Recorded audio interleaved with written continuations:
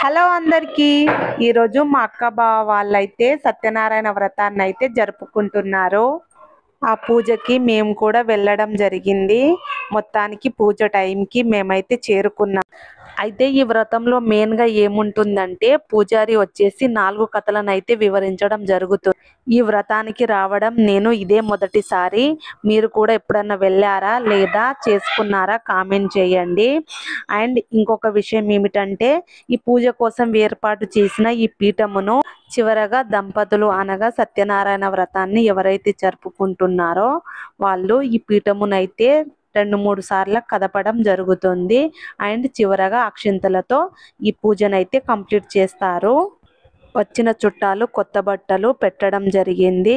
And ఈ వ్రతాన్ని మెయిన్గా ఉగాదికి ముందు మంచి రోజు అనగా మంగళవారం గురువారాలు అయితే జరుపుకుంటారు. నచ్చితే లైక్ అండ్ కామెంట్.